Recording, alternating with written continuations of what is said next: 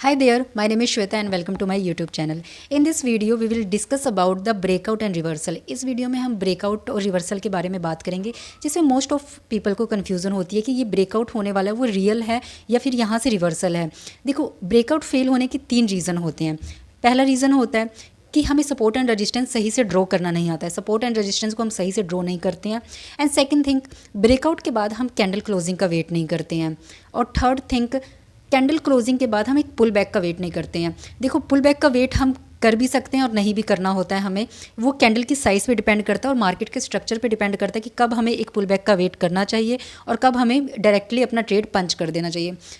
ये तो हो गई, ये तो बातें सबको पता होंगी। इफ़ अगर मैं आपको ये कहूँ कि ब्रेकआउट रियल है या फेक है, ये आपको बॉटम से ही पता चल जाता है, तो आप क्या बोलोगे? यस होगा या फिर रियल होगा, ये आपको बॉटम से ही पता चल जाता है, सपोर्ट से ही आपको पता चल जाता है कि ये ब्रेकआउट रियल होने वाला है या फेक होने वाला है। इस वीडियो में मैंने यही डिस्कस किया है। इसको देखने के बाद आपकी सारी कन्फ्यूज़न क्लियर हो जाएगी कि ब्रेकआउट रियल है या फेक है।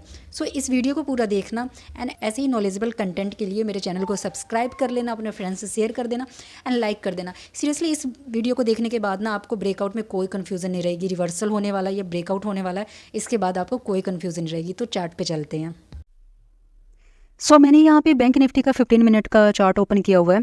यहाँ पे इस चार्ट पे हम देखेंगे कि रेजिस्टेंस एंड सपोर्ट हम कैसे ड्रॉ कर सकते हैं। देखो, पहली मिस्टेक जो होती है ना, जो सब करते हैं, मोस्ट ऑफ द पीपल करते हैं, सपोर्ट एंड रेजिस्टेंस ड्रॉ करते टाइम वो क्या करते हैं, सपोर्ट एंड रेजिस्टेंस ड्रॉ करने के लिए वो एक सिंगल लाइन का यूज़ करते हैं, लाइक दिस। यहाँ से लिया एंड देन यहाँ पे लगा दिया, ये रेजिस्टेंस हो गया, ये सपोर्ट हो गया। आपको कभी भी ऐसे नहीं करना है, ऐसे आपको कभी भी नहीं करना। ये एक रॉन्ग वे होता है सपोर्ट एंड रेजिस्टेंस को ड्रॉ करने के लिए, क्योंकि सपोर्ट एंड रेजिस्टेंस एक रेंज के लिए हम ड्रॉ करते हैं, वो एक रेंज में होता है। आपको नहीं पता, देखो आपने यहाँ पर ड्रॉ कर दिया लेकिन प्राइस यहाँ तक गया, आप कैसे पता लगा सकते हो कि हाँ प्राइस यहाँ से जाएगा या फिर ये एक रेंज में ड्रॉ होता है। तो इस तरीके से कभी भी आपको सपोर्ट एंड रेजिस्टेंस ड्रॉ नहीं करना है। फर्स्ट थिंग तो ये होगी। And second thing, support and resistance draw करते टाइम आप ऑलवेज विक को कंसीडर करोगे। जो ये विक देख रहे हो आप, इस विक को कंसीडर करके देन आप सपोर्ट एंड रेजिस्टेंस ड्रॉ करोगे। ऐसे कई लोग क्या करते हैं, वो विक को कंसीडर नहीं करते हैं, इवन बस वो यहाँ तक रखते हैं अपना सपोर्ट एंड रेजिस्टेंस, बस यहाँ तक रख दिया एंड विक को छोड़ दिया।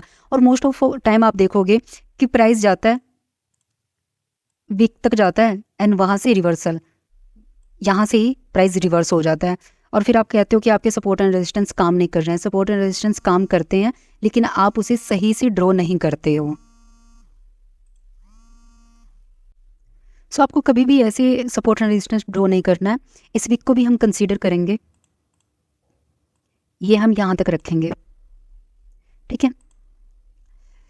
अब देखो हम कैसे पता करेंगे जो ये ब्रेकआउट था ये रियल ब्रेकआउट था। देखो, ये चीज़ तो सब जानते होंगे कि रेजिस्टेंस के ऊपर या सपोर्ट के नीचे कोई कैंडल क्लोज हो जाती है तो वो रियल ब्रेकआउट होता है यार। तो लेकिन पता कैसे चलता है ये बताओ। कैंडल यहाँ पे क्लोज हो जाती है और वो फेक ब्रेकआउट देके रिवर्सल कर जाती है, देन तब आपको कैसे पता चलता? जो रियल ब्रेकआउट होता है ना, वो आपको ना बॉटम से पता चल जाता है, यहाँ से पता चल जाता है कि रियल ब्रेकआउट होने वाला है। वो कैसे पता चलता है मैं आपको बताती हूँ। एक बार प्राइस जब यहाँ पे आया, इस लेवल पे आया, तो मुझे नहीं पता था, यहाँ पे अभी कोई भी रेजिस्टेंस नहीं था, इस एरिया में कोई भी रेजिस्टेंस नहीं था। जब प्राइस एक बार यहाँ पे आया और यहाँ से प्राइस ने रिवर्स किया, यहाँ से प्राइस ने रिवर्स किया, ठीक है, देन मैंने इस लेवल को मार्क कर लिया, इस लेवल को मार्क करके रख लिया फ्यूचर के लिए कि प्राइस इन फ्यूचर जब भी यहाँ पे आएगा तो मैं यहाँ पे या तो वो ब्रेकआउट होगा इस लेवल से या फिर वो एक रिवर्सल होगा, ठीक है। ये लेवल मैंने मार्क कर लिया। देखो, प्राइस जब सेकेंड टाइम यहाँ पे गया, देन प्राइस इसको ब्रेकआउट नहीं दे पाया, इस रेजिस्टेंस के ऊपर वो ब्रेकआउट नहीं दे पाया एंड यहाँ से रिवर्सल आ गया, ठीक है।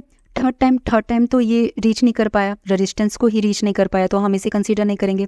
एंड देन जब प्राइस फोर्थ टाइम गया, आप यहाँ पे देखोगे फोर्थ टाइम गया तो यहाँ पे एक ब्रेकआउट हो गया, ठीक है। ये तो कहेंगे कि भाई, ये सब कहेंगे ये तो ईजी है, देखो रेजिस्टेंस के ऊपर दिख रहा है तो ब्रेकआउट तो हो गया होगा। ऐसा नहीं है, आपको क्या पता ये यहाँ से रिवर्सल भी ले सकता था, रिवर्सल यहाँ से रिवर्सल हो जाता है। तो ये चीज़ हम कैसे पता चले करेंगे कि ये एक रियल ब्रेकआउट है, वो चीज़ हमें यहाँ से ही पता चल जाती है। कैसे पता चलती है देखते हैं।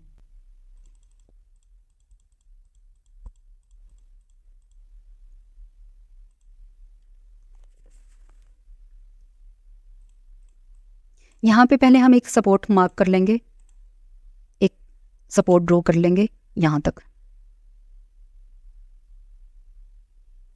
ठीक है।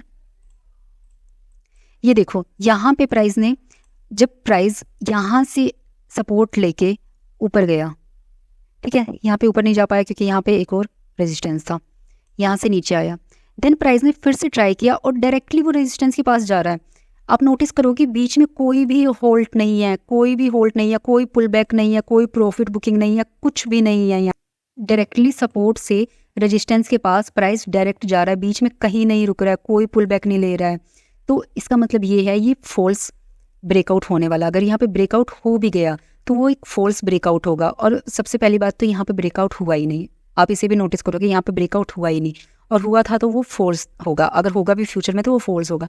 अब कई लोग यहाँ पे कहेंगे कि यहाँ पे प्रॉफिट बुकिंग हुई तो है,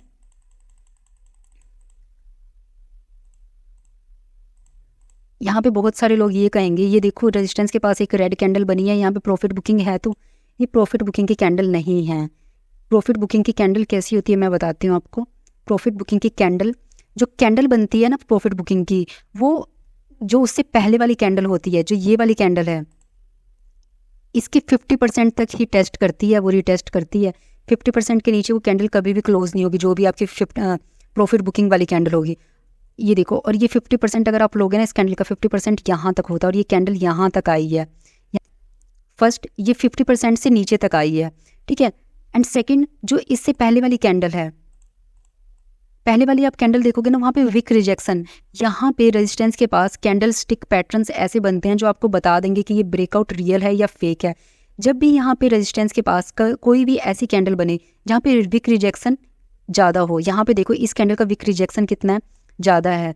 अगर यहाँ पे कोई भी ये हेल्थी कैंडल नहीं है, यहाँ पे सेलर का प्रेशर बहुत ज़्यादा है, अगर आप देखोगे ना यहाँ पे सेलर का प्रेशर बहुत ज़्यादा है। एंड चलो ठीक है, दो कंडीशन तो यहाँ पे हमने ये देख ली, क्योंकि एक विक रिजेक्शन मिल रहा था हमें, ठीक है। और सेकंड क्या था, सेकंड जो ये प्रॉफिट बुकिंग वाली कैंडल थी, ये 50% से नीचे तक आई थी ये, ठीक है। और थर्ड कंफर्मेशन तो हमें यहाँ पे मिल गया ना कि ये रेजिस्टेंस के ऊपर क्लोज ही नहीं हुई, ठीक है।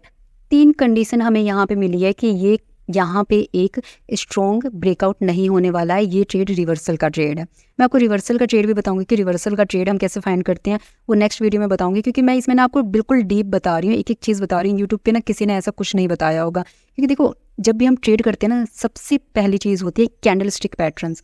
अगर आप इसी मास्टरी कर लोगे ना, तो सच में आप किसी भी ट्रेड में आपको ओवरऑल आप प्रॉफिट में ही रहोगे, लॉस में नहीं होगे। कैंडल स्टिक साइकोलॉजी बहुत ही मैटर करती है, और इसको मास्टरी करना बहुत ज़्यादा इंपॉर्टेंट है।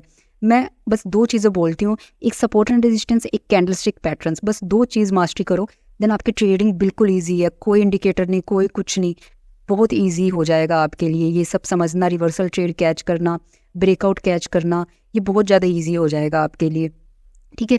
तो यहाँ पे हमें 3 रीज़न मिले कि यहाँ पे एक रियल ब्रेकआउट नहीं होने वाला है, ठीक है। एंड देन प्राइस यहाँ से फिर से नीचे आ गया, प्राइस ने फिर से ट्राई किया यहाँ तक जाने का, तो यहाँ पे तो ये रेजिस्टेंस तक आ ही नहीं पाया, ठीक है। अब नेक्स्ट देखते हैं, प्राइस अपने सपोर्ट के पास फिर से आया यहाँ पे, और एक यहाँ पे हेल्थी बुलिश कैंडल यहाँ पे इसने फॉर्म किया। लेकिन आप देखोगे यहाँ पे प्राइस ने डायरेक्टली यहाँ पे नहीं गया, यहाँ पे एक ना होल्ड लिया हुआ है प्राइस ने, यहाँ पे एक होल्ड किया है, यहाँ पे एक कंसोलिडेशन हुई है मार्केट की। ये देखो, अगर मार्केट को अगर नीचे जाना है तो वो गिर क्यों नहीं रहा है यहाँ से, ये समझो आप। ये देखो ना, यहाँ से क्यों नहीं गिर रहा है, यहाँ पे क्यों कंसोलिडेट क्यों कर रहा है, इस रेंज में इतना कंसोलिडेट किस वजह से कर रहा है, क्योंकि वो सेलर्स को ट्रैप कर रहा है, सेलिंग के लिए ट्रैप कर रहा है। क्योंकि देखो सेलर्स यहाँ पे क्या सोच रहे हैं, अगर आप देखोगे जैसे हम रेजिस्टेंस फाइंड कर रहे हैं, सेलर भी तो सोच रहे हैं ना इस लेवल का ब्रेकआउट करने के लिए। एक बार ट्राई किया, 2 बार ट्राई किया, 3 बार ट्राई किया, 4th टाइम भी, लेकिन यहाँ पे बायर्स इतने स्ट्रॉन्ग है ना, वो प्राइस को यहाँ से नीचे लेके नहीं जा पा रहे हैं। और यहाँ पे देखो बाइंग की हेल्थी कैंडल्स बनी, ठीक है। उसके बाद प्राइस यहाँ पे कंसोलिडेट कर रहा है, प्राइस को गिरना होता तो वो यहीं से गिर जाता, प्राइस यहाँ से नहीं गिर रहा है। And then price next day अपने रेजिस्टेंस के पास गया, तो यहाँ से लोग फिर से प्लान कर लेंगे कि अब हम बुलिश हो जाते हैं। नहीं, ऐसा नहीं होगा। प्राइस ने यहाँ पे गैप अप दिया, अभी तो आपको कैंडल यहाँ तक दिख रही है ना, लेकिन ये प्राइस यहाँ पे ओपन हुआ था, इस जगह ओपन हुई है, ये प्राइस यहाँ पे ओपन हुआ है। तो गैप अप देखिए यहाँ पे ओपन हुआ, लेकिन प्राइस यहाँ पे आया। प्राइस ने सबसे पहले क्या किया, जो बुलिस थे, जो ये सोच रहे थे ना, इसको देख के जिन्होंने बुलिस में अपना ट्रेड बनाया होगा कि अब ये ब्रेकआउट रियल होगा, हम ट्रेड ले लेते हैं, क्योंकि प्राइस यहाँ पे कंसोलिडेट कर रहा है एंड यहाँ से नीचे नहीं आया, तो प्राइस सबसे पहले आएगा यहाँ पे इन लोगों का एसएल लेगा। इन लोगों का एसएल ले लिया, बायर्स का एसएल ले लिया, उसको लिक्विडिटी मिली, ये एक लिक्विडिटी, यहाँ पे लिक्विडिटी ग्रैब कर ली उसने। अब प्राइस यहाँ पे एक फिर से उसने एक बुलिस कैंडल बनाया, बुलिस कैंडल बना के रेजिस्टेंस पे गया, रेजिस्टेंस पे क्लोजिंग नहीं दी, रेजिस्टेंस पे गया, और यहाँ पे देखो, यहाँ पे जो बायर्स यहाँ पे ऐड हुए थे वो उन्होंने यहाँ पे प्रॉफिट बुकिंग की। ठीक है, यहाँ पे देखोगे आप, ये प्रॉफिट बुकिंग की कैंडल है। अब यहाँ पे प्रॉफिट बुकिंग हो गई। अगर यहाँ से ये इस लेवल को ब्रेक करके नीचे आ जाता, तब हम समझते कि अब ये सेलिंग साइड जाने वाला है। लेकिन क्या हुआ, जो नेक्स्ट कैंडल है वो एक बुलिस कैंडल बनी और प्राइस फिर से यहाँ पे कंसोलिडेट कर रहा है रेजिस्टेंस के पास। प्राइस यहाँ पे रेजिस्टेंस के पास फिर से कंसोलिडेट कर रहा है। कितनी कैंडल कंसोलिडेट की प्राइस ने, 1 2 3 4 5 कैंडल यहाँ पे कंसोलिडेट हुई है। देखो, अगर प्राइस को अगर गिरना होता है ना तो इतना वेट नहीं करता, मार्केट को जब भी नीचे आना होता है ना वो इतना वेट नहीं करता है कि यहाँ पे आपको सपोर्ट एंड रेजिस्टेंस के पास वो कंसोलिडेट करे। देखो, अगर गिरना था तो यहीं से, यहाँ से नीचे गिर गया, डायरेक्टली भी नीचे गिर गया, इतनी कैंडल फॉर्म नहीं की। गिरना था तो यहाँ से भी नीचे गिर गया, यहाँ पे भी इतनी कैंडल फॉर्म नहीं हुई है। यहाँ पे प्राइस ने 5 कैंडल फॉर्म की है, इफ़ यू कैन सी, यहाँ पे 5 कैंडल फॉर्म हुई है। और देन फिर यहाँ पे एक ब्रेकआउट हुआ, और ये आप ब्रेकआउट देखोगे, इतना अच्छा ब्रेकआउट हुआ है ना, मैं आपको दिखाती हूँ।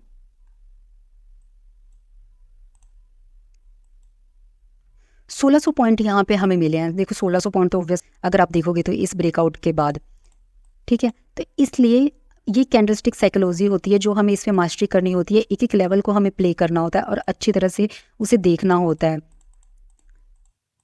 इससे पहले भी लोगों ने अपनी एंट्री बना ली थी, वो एंट्री मैं आपको बताती हूँ इससे पहले वो एंट्री कैसे बन सकती थी। तो अगर मैं किसी इंडिकेटर की बात करूँ या किसी टूल की बात करूँ तो बस मैं एक ही टूल यूज़ करती हूँ और वो मेरा फेवरेट टूल है फिबोनाची। हम और कैसे पता कर सकते थे कि ये ब्रेकआउट जो होगा वो एक रियल ब्रेकआउट है।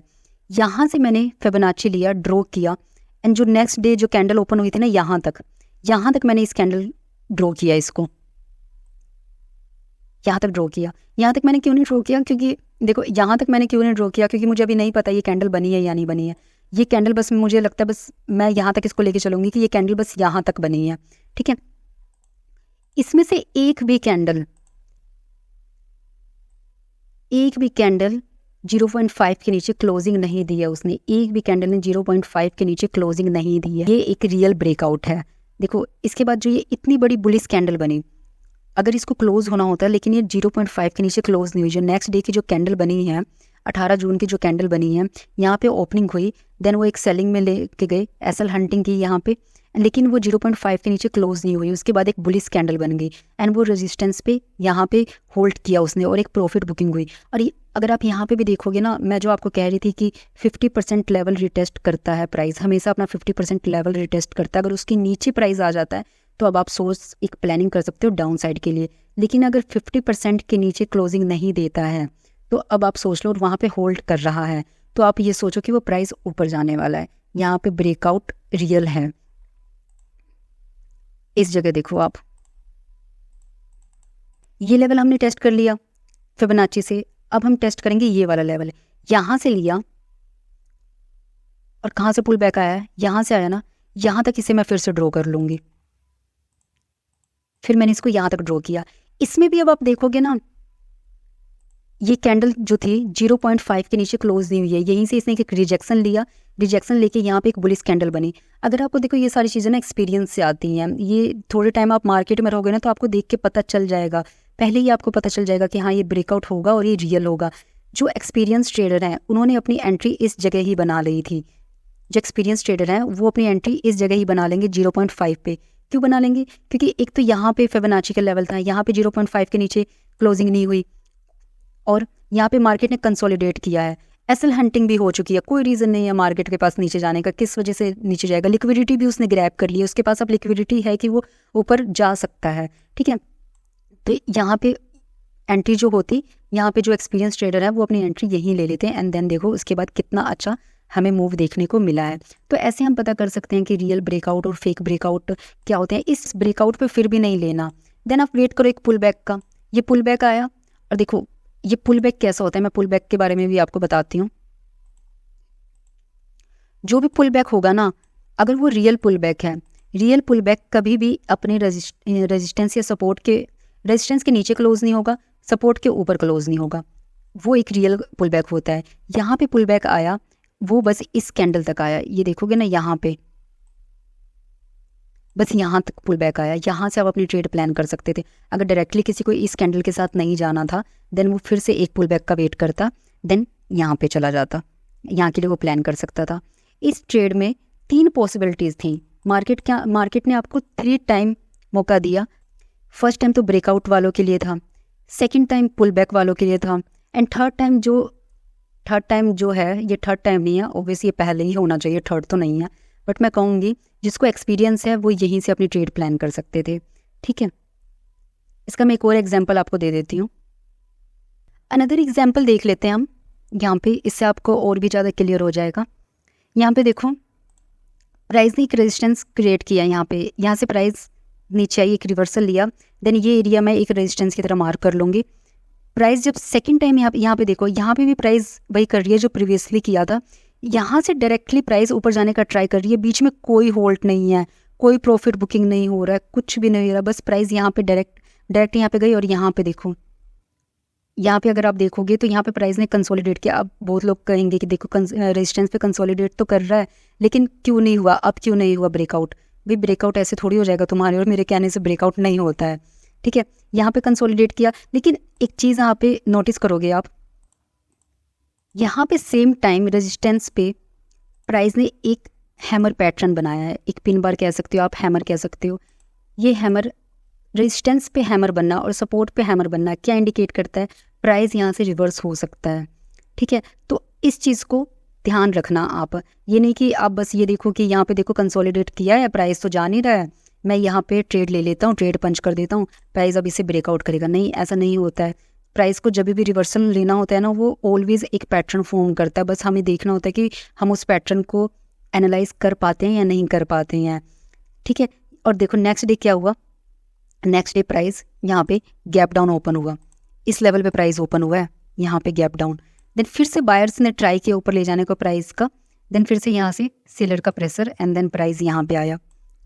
अब देखो यहाँ से प्राइस ने क्या किया, फिर से वही कर रहा है, कैंडल्स डायरेक्टली जा रही हैं, एक भी रेड कैंडल नहीं है, बीच में एक भी रेड कैंडल नहीं है, और रेजिस्टेंस पे डायरेक्टली जा रही हैं। इसका मतलब कोई प्रॉफिट बुकिंग नहीं है, कुछ भी नहीं है, फेक है ये मूव क्या है, फेक है कि आप अपनी अर्ली एंट्री लो और इसमें ट्रैप हो जाओ। इसके बाद प्राइस रिवर्स हुआ, लेकिन रिवर्स होके फिर इसे अपने सपोर्ट पे जाना चाहिए था ना, क्यों नहीं गया ये, इसको ब्रेक क्यों नहीं गया, यहाँ तक प्राइस क्यों नहीं गया? देखो हमें ऑलवेज इसमें क्या हो रहा था, प्राइस यहाँ से आया अपने सपोर्ट पे गया, यहाँ से आया अपने सपोर्ट पे गया। ठीक है, लेकिन यहाँ पे आके प्राइस अपने सपोर्ट पे नहीं जा रहा है। फर्स्ट रीज़न हमारे पास ये हो गया रियल ब्रेकआउट आइडेंटिफाई करने का। फर्स्ट रीजन होल्ड क्यों कर रहा है इस एरिया में, इस वाले इतने एरिया में प्राइस क्यों होल्ड कर रहा है, वो नीचे क्यों नहीं जा रहा है? ठीक है, एंड सेकंड रीज़न क्या हो गया, सेकंड रीज़न हम अप्लाई करेंगे अपना फिबोनाची, यहाँ से लेके यहाँ तक अपने सपोर्ट तक हम फिबोनाची ड्रॉ कर लेंगे।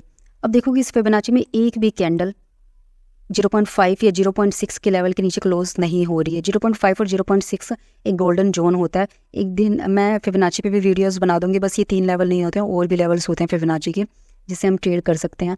तो आप देखोगे यहाँ पे एक भी कैंडल क्लोज नहीं हो रही है 0.5 के नीचे। ठीक है, तो जो एक्सपीरियंस ट्रेडर होंगे उनको तो पता चल जाएगा कि यहाँ पे ये जो ब्रेकआउट होने वाला है वो एक रियल ब्रेकआउट होने वाला है, क्योंकि यहाँ पे देखो रिजेक्शन कैंडल कितनी है, कैंडल्स हैं जो रिजेक्शन कैंडल हैं 1 2 3 4 कैंडल का कंटिन्यूसली रिजेक्शन आना। इसका मतलब ये है कि जो यहाँ पे बायर्स हैं वो प्राइस को नीचे लेके जाना नहीं चाहते हैं। ठीक है, बस वो यहाँ पे सेलर्स को ट्रैप कर रहे थे, यहाँ से यहाँ तक उन्होंने सेलर्स को ट्रैप किया कि प्राइस नीचे जा रहा है, एंड देन उसके बाद एक रिजेक्शन कैंडल बनी। एंड जो ये वाली कैंडल है ना, अगर आप देखोगे ये हैमर कैंडल बनी है, ये वाली कैंडल हैमर कैंडल बनी है। तो नेक्स्ट जो ट्रेड होता है ना वो इस हैमर कैंडल के आपके क्रॉस करते ही नेक्स्ट ट्रेड हो जाता है और एसएल आपका यहाँ पे होता। अगर आपको अर्ली एंट्री नहीं लेनी है देन आप ब्रेकआउट का वेट करते हैं। और यहाँ पे देखो कितनी हेल्थी कैंडल ने यहाँ पे ब्रेकआउट दिया है। अगर आप कैंडल का साइज़ देखोगे ना तो साइज़ देखो कैंडल का कितना बड़ा है। तो यहाँ पे आपको कई बार पुल बैक का वेट नहीं करना होता है।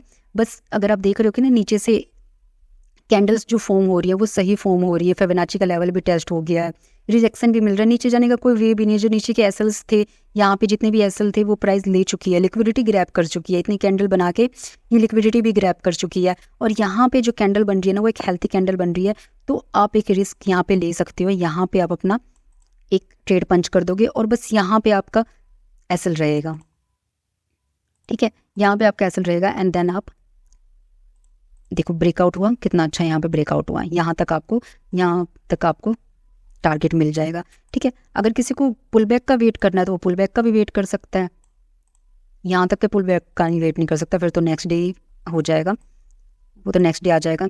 यहाँ पे देखो यहाँ पे कितना अच्छा प्राइस एक्शन बन रहा है। प्राइस गया देन होल्ड किया उसने, ठीक है, देन प्राइस ऊपर गया देन थोड़ा होल्ड किया एंड फिर से प्राइस गया। यहाँ पे प्राइस ने एक रिटेस्ट किया, यहाँ पे जो एक सपोर्ट था उसको रिटेस्ट करने आया। एक दिन आपको ना कैंडलस्टिक पैटर्न जिस दिन समझ में आ गया ना आप अच्छी तरह से मार्केट को ट्रेड कर पाओगे। हर एक कैंडल पे रेजिस्टेंस होता है, हर एक कैंडल पे सपोर्ट होता है, वो चीज़ सीखना ज़रूरी है। तो होप सो आपको ना ये समझ में आ गया होगा। और देखो सपोर्ट एंड रेजिस्टेंस एक बहुत बड़ा टॉपिक है, ये नहीं है कि मैं इसको बस एक ही लेक्चर में मैं इसको पूरा बता दूंगी। इसके बहुत सारे फेजेज़ हैं, वो एक वीडियो में मैं इसको नहीं समझा सकती हूँ, समझो आप। मैं थोड़ा थोड़ा करके हर एक वीडियो में आपको बताऊँगी। और कि रिवर्सल का भी मैं आपको बताऊँगी कि रिवर्सल कैसे हम प्लान कर सकते हैं। मैंने आपको ये रियल ब्रेकआउट का बता दिया एंड देन नेक्स्ट वीडियो में मैं आपको रिवर्सल का बता दूंगी। बहुत सारी चीज़ें हमें देखनी पड़ती हैं पुल बैक के लिए, रिवर्सल के लिए, ब्रेकआउट के लिए। एक चीज़ नहीं होती है तब जाके एक ट्रेड हम अपना पंच कर पाते हैं।